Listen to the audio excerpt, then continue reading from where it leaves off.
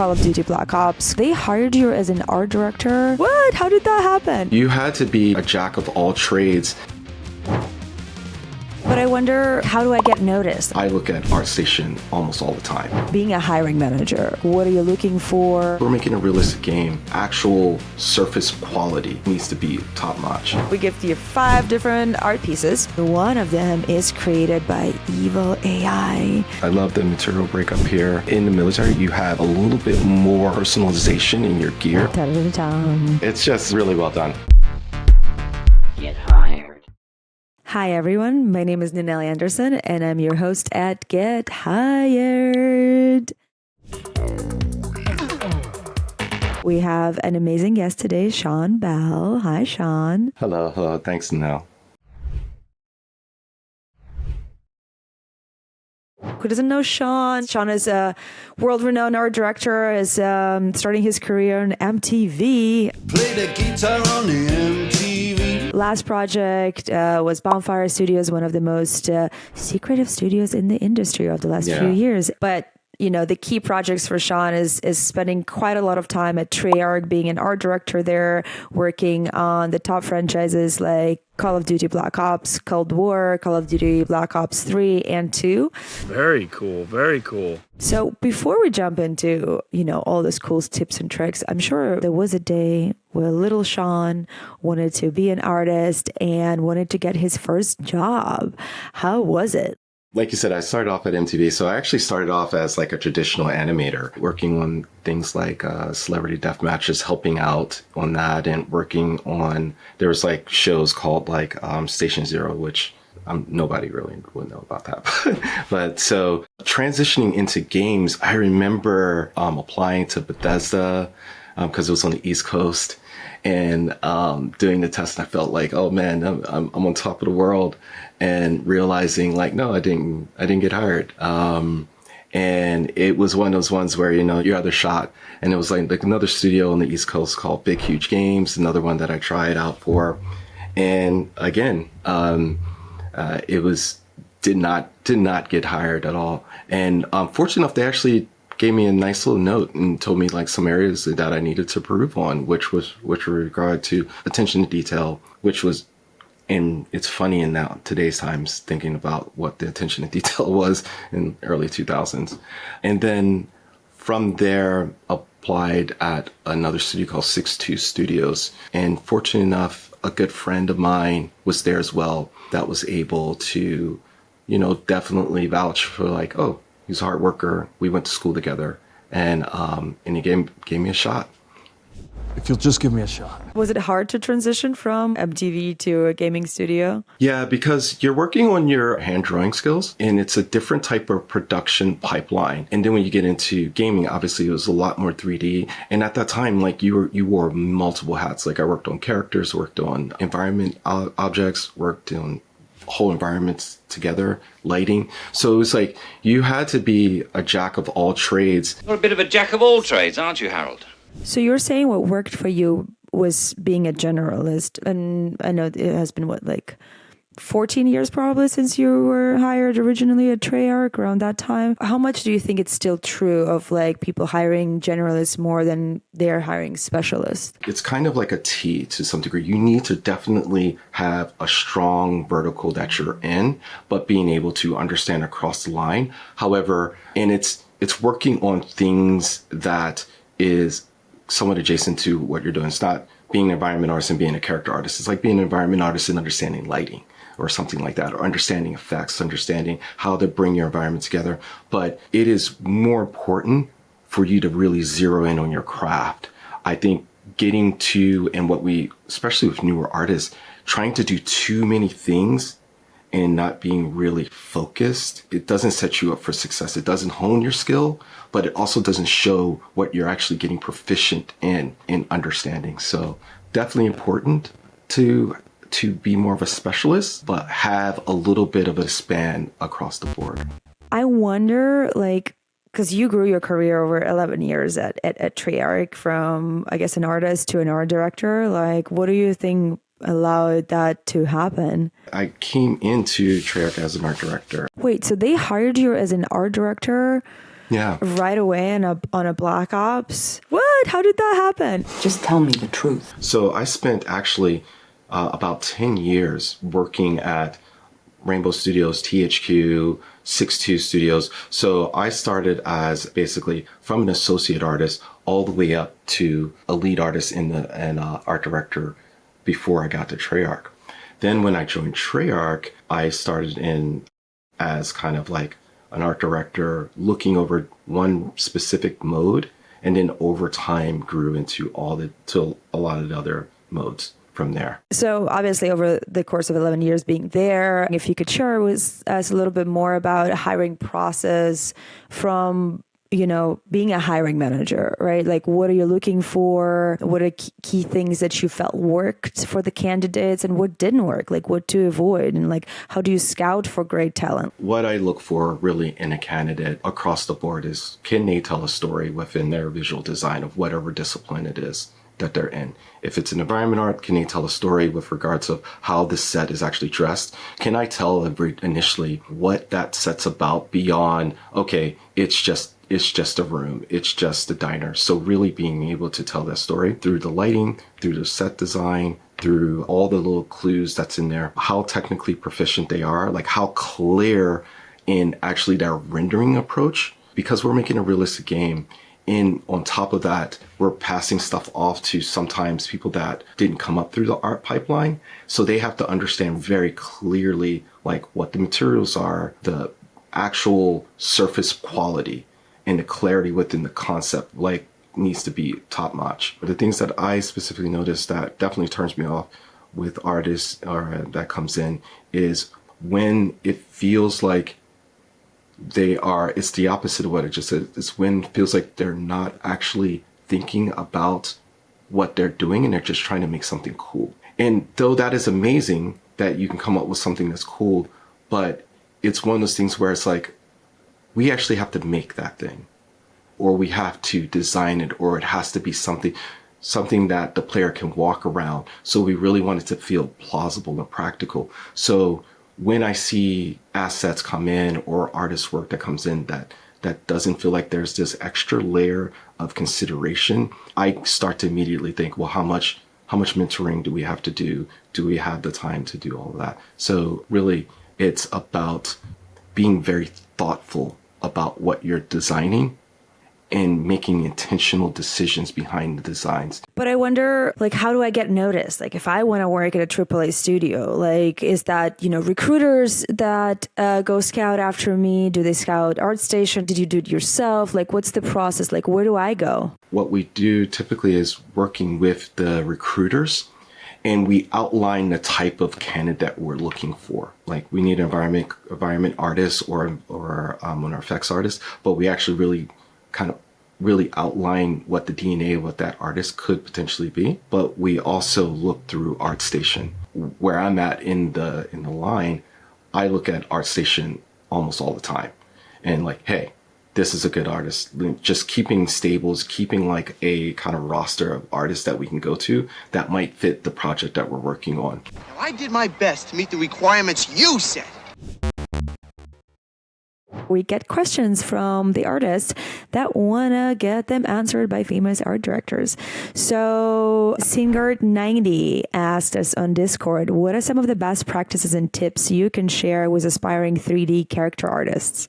Specifically in the context of Call of Duty and creating something realistic is definitely looking at like your modeling approach, your texturing and sculpting. Really trying to capture a likeness of a character. If you can, work on as much of your sculpting. Try to even get into scanning if you can, because there's a lot of tools now that allows you to scan stuff on your own. Jeppe asked, I've been doing environment concept art for a few years now, and I mainly do concepts in 3D. I've been dipping my toes into Unreal and have been designing environments there for a little while now. How big do you consider the gap between an environment artist and a concept artist? Would you consider hiring an artist that can do both sides, or would you rather have a specialist for each of the roles? If you can do something in 3D and concept over top of that, that is like a major win. Being able to, especially in like Unreal, being able to render something out, paint over top of that, take that knowledge and put that back into the rendering. Oh Lord, like that's like, you're amazing at that point. We use a lot of, especially concept artists, we use a lot of 3D modeling, and then we take that model and we bring it into our engine and we give it to environment artists. So if you are already ahead of the game with that, kudos to you. I come from a personal experience when we were working on WWE franchise here at Devoted. We started with a pipeline that was concept art and then 3D modeling, and then we swiftly switched to doing 3D concept, then doing overpaints, and then using those as blockouts for the actual levels. And it was just time saver for everyone. So for everyone, for sure. Yeah, for sure. Go that route. So Maya asked, can you mention some red flags that you see in portfolios? And side note, please say AI. But you don't have to say AI. Just let us know what are the red flags that you see in the portfolios. Each portfolio is, obviously different. It's the different levels of execution within the concept. So for instance, you can tell that they have no idea how lighting actually works or how lighting actually happens in an environment. And you can see it in how they're actually executing that. It feels really generic. So being very intentional about all the different aspects within your design versus just like, I'm just going to kind of fake that. So really understanding that is key. Definitely what I've also been seeing a lot of now is people using AI. You have to be good at prompting to some degree, but definitely using AI and then somewhat finessing it to be their work. And now you can really start to spot like just an inconsistency across their work of that, like, oh wait, why is this really well done and this one feels really kind of like amateur, or so you can see some inconsistency, and you can start to see when people are starting to use AI a little bit more, because there's a level of refinement that's just like, wait a second, what's going on here? I hope by saying amateur, you're saying about AI, not about the artist. Just kidding.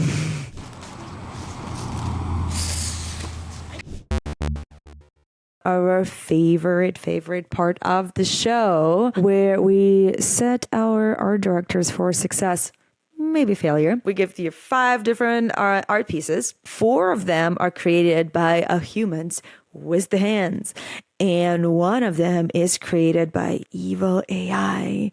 So I feel like every month when we're doing the new episode, I'm like, it's getting scarier and scarier.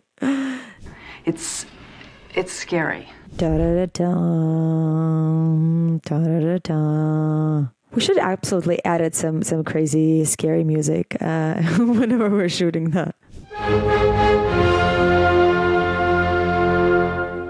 What do we like about it? What do we not like about it? What I like is, there's a lot of different surface breakup here. If we take a step back, it feels like this is a sound design. I'm assuming this is some type of engine. I just love all the little details with regards of how the fluid line is connecting. I love just how it looks like the wear and tear is happening seems like, there's some areas at the bottom where it's like, it doesn't seem like this would make sense where that wear and tear will happen, but it feels really considered. I love the actual, just overall fidelity of what's happening here. What are we thinking? What is our preliminary thoughts? Is that AI, not AI? I'm thinking this is modeled, but I might be wrong. Okay, next. Oh.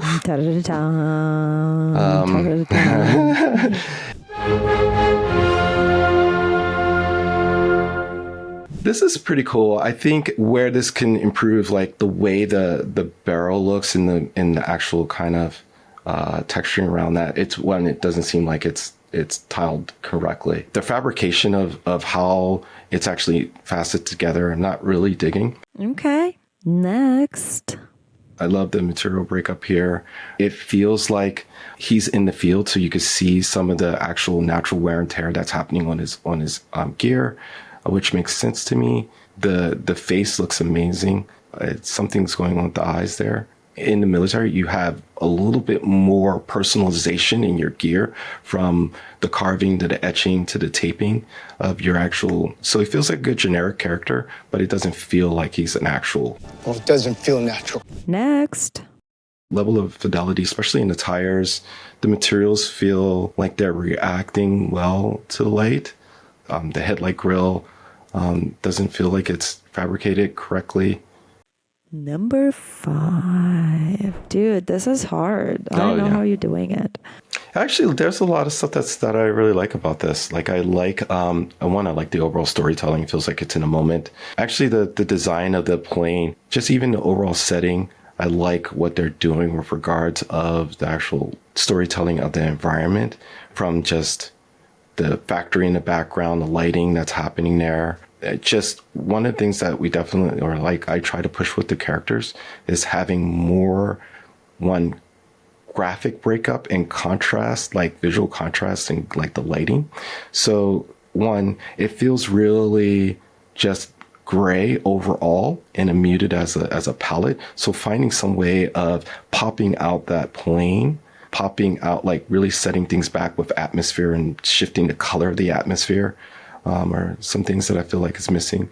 So like more like accenting certain points. Yeah, right? This feels overall pretty competent. So now we're at a place where you need to make a choice. Oof. Time to choose, Agnes. My first thought would have been the gun, but I actually think it's the character. Is that your choice? The final answer? What's your final I would answer? say the character. And humans win again. Oh, wow. How is that possible? I mean, let's be honest with you. This character is too good looking. Yeah, it's just really well done. Is a sad feedback. Being the AI wins because it looks the most well done. Now we need to choose which one is the best one, and we're gonna have a winner on the human side. This one, Yeah, number that's right. 5. Number 5 is the best one. Number 5. Dang it. Number 5 goes to Daniel. In any way, Daniel, you did a fantastic work. We really appreciate you, and you are today's winner. Yeah, good job. Good job with this. Our last and most exciting part is portfolios review, and this part is designed to support artists to learn from other people's artwork and what can they be inspired to add and what they need to emphasize in their work to be hired at major AAA studios. So the first one that I'm showing you here is this graphic designer, UX designer, UI artist, and his name is David Hutmaker. This one, he's an amazing guy. I worked with him for years, but just overall like talented individual, because he can do a multitude of different things. As you look across his just even these thumbnails, you could just start to get a sense of the visual style that he has. What really kind of sets David apart for me is if we look into like some initial ideation designs that we did for our Black Ops game experience. What I think is key for all, especially visual designers in like the front end or UI, is being able to concept up your ideas. So not just being able to lay out buttons and understand the UX about it, but being able to really render that all the way through, like actually putting in the effort of trying to give a moment in time of what the experience is. We have like things like Figma and things like that now, but what I loved about David's work and why I wanted to work with him, I was able to work with him and be able to start to storyboard the actual experience out and really kind of get just coming back from a traditional standpoint, just being able to understand the flow and how the UI is actually going to be presented to the player as like an experience.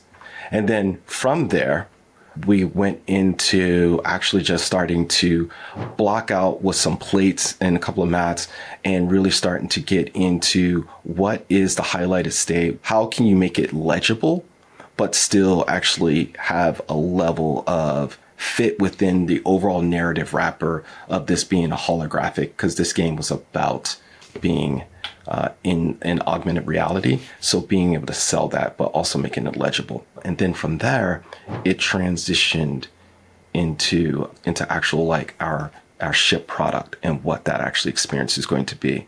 So all the different focus states, the actual lighting of the character, the composition, in this day and age, especially for like graphic designers and UI artists and those types of things, it's really important for you to be able to have a more robust type of experience. And what I notice in some artists, it's mainly just product work, and it's like not as kind of well rounded of a visual design. Being able to come up with icon designs that is one that tethers to the overall experience, but being able to make them one have their own unique style within there, their own unique visual language within that.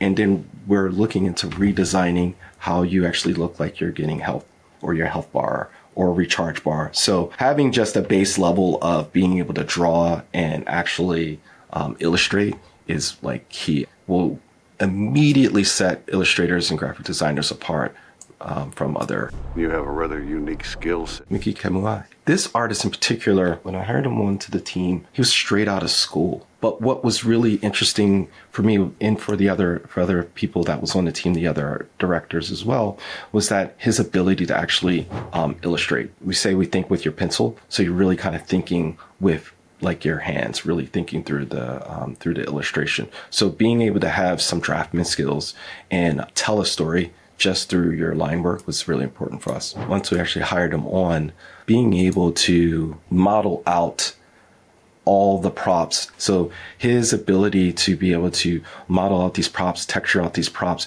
we could take this stuff and directly put it into our game and run around it. One of the other things with him that was his ability to be able to help us, one, tell stories within the environment, be able to guide the player around to key points of visual things within the environment for the player to go to.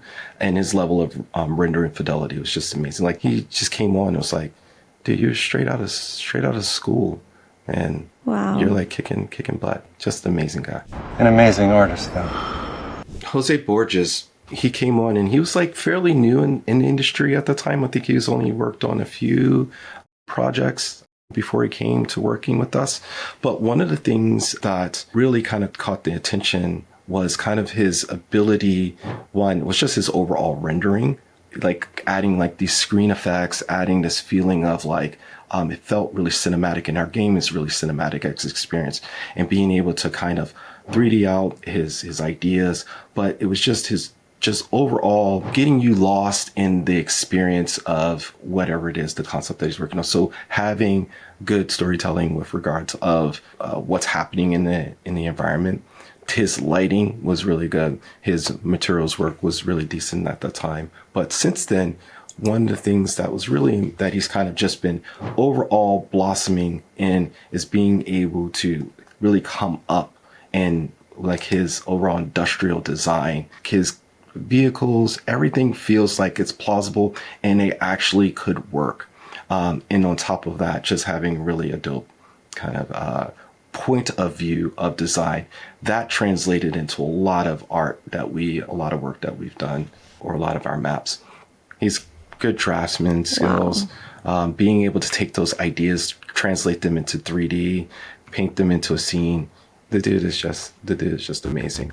Shaun, thank you so much for putting all of this together and sharing, like, as an art director, what are the key things you're looking when hiring talent. I hope everybody who will be watching this episode going to learn a lot for themselves. And again, if you like what we do, subscribe, like, share, tell your friends, share with your mom, I don't know, cat, anyone that could absolutely benefit of getting hired in a AAA studio. But Shaun, thank you so much for your time. I really appreciate it. This was great. This was really fun. Thank you, Ninel. This is amazing. Thank you for the opportunity. I think this is a great platform, so thank you.